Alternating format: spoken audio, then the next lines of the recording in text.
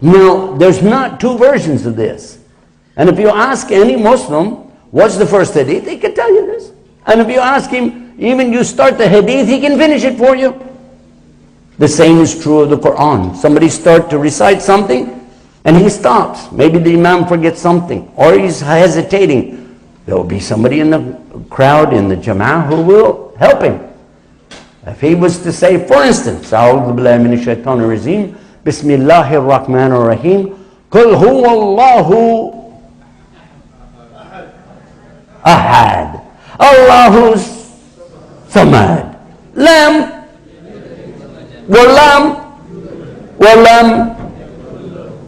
Now see, all I said was lamb, wasn't it? Walam. But they know the rest of it, because this is how it works in Islam. So for those who don't know, and you never had a chance to be around Muslims to find out, there is not two versions. It's one, and you can check it out. To us, these prophets, all of them, are far above us. But they're not God. They are human beings just like us. They're born. They eat food. They drink, not alcohol. And they go to the bathroom. And they get old. And they die. For us, as Muslims, with our description of Almighty Allah, they couldn't be Allah. None of them could be Allah. Abraham could not be Allah. And anybody who is Jewish, he would say, yeah, that's right. And Moses couldn't be Allah. And he would say, yeah, that makes sense. How could Moses be Allah? And if you said, well, what about Jesus? No, he could be God. What? Why would you say that? Because he's the Christ. Now we came back to the word that I was talking about. He's the Christ. Don't you believe he's the Christ? Yes, we do. Well, there you are. There's your proof. Why? Do you think Christ means God? If it did, then Christians would all be gods. Yeah? Well, you got the same name, must be gods too. Yeah? No. Likewise, and just think for a minute, when you say this word, you don't know what it is, maybe somebody will tell you it's Messiah. Oh, you believe he's the Messiah. The Messiah is predicted in the Old Testament. Did you know that the word Christos is the translation of the word Messiah? It's the same word, just another language. If I said bait, from Arabic, bait, I'm not talking about the English word, to catch fish. I'm talking about bait, a house. In English, it's house. You didn't change any. We were talking about the words. So one of the preachers that I used to know, they used to say a lot of stuff. One of them, he said, Jesus is the Logos. And the people were like, really? Yes, it says in the Bible, he's the Logos. Wow, that sounds pretty powerful, doesn't it? Logos. Anybody know what's Logos? Huh? You didn't know? Okay. You know the image on the outside of the building? That blue thing? That's called a logo. You got one up here? Yeah. That's a logo. This is the blue image of this building that we're in, isn't it? Or is that a person making salah? Maybe. I don't know. I'm just looking at it. This is called a logo. Why? Do you know why it's called a logo? From the same word from Greek. It means word. That's all it means. So this represents a word. When something, an image or picture represents a word, you call it a logo. Like Coca-Cola has a logo. And by the way, if you turn Coca-Cola upside down and backwards and move some letters around, it kind of looks like La Mecca, La Muhammad. But you have to twist it a lot. But the good news, you can flip it back over after that, twist it around this way. It said, Muslim waste their time on the computer. Anyway. Yeah. You got that one, right? Muslims, I love you, but you waste your time, mashallah. So anyway, the word The word logo literally means word, that's all.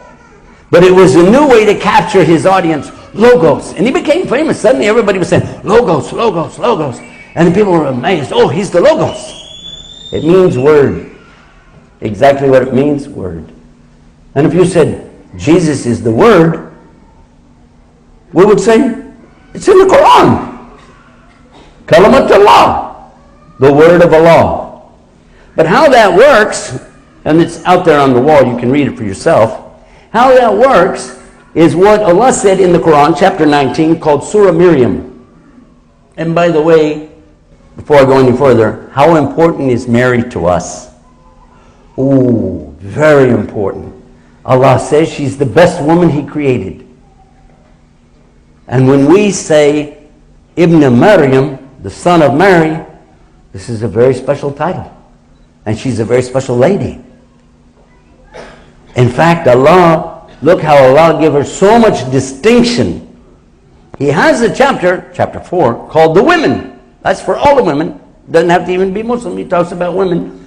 But the only one mentioned by clear name and everything in the Quran, and she has not only her name mentioned throughout the Quran, she has her own chapter, chapter Miriam. That's chapter 19. So this is how much Allah is bragging about her and saying how good she is. Now when the angel came to Miriam, she was a young girl, and she was in the temple.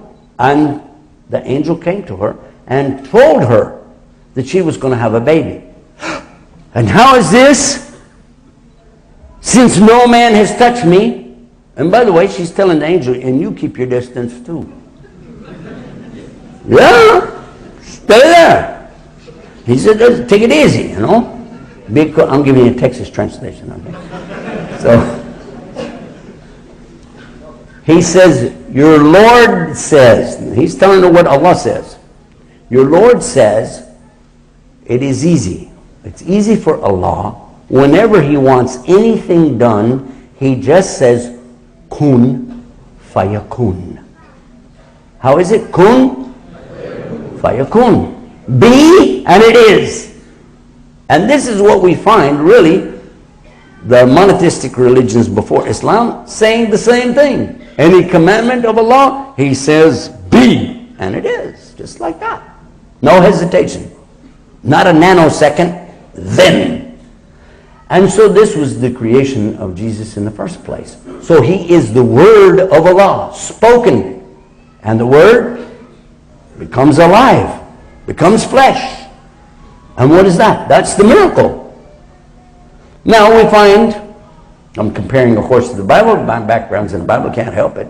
We find in the book of John a story like this. In the beginning was the Word, and the Word was with God, and God spoke the Word, and the Word became flesh, and like that. Well, we know that.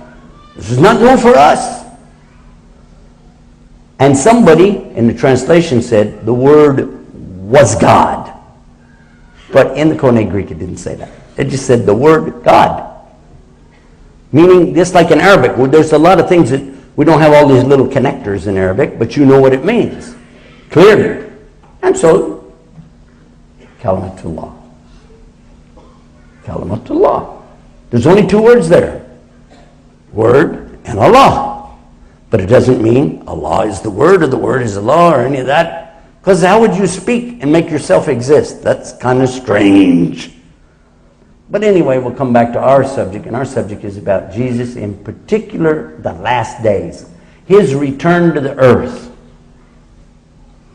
In order to do this, I naturally have to skip over a lot of the stuff I love to talk about. But just let me take a second or two, a couple minutes maybe, to talk about Jesus ﷺ and His mission. He's born, as we now know, a miracle birth, in a way no other person was ever born.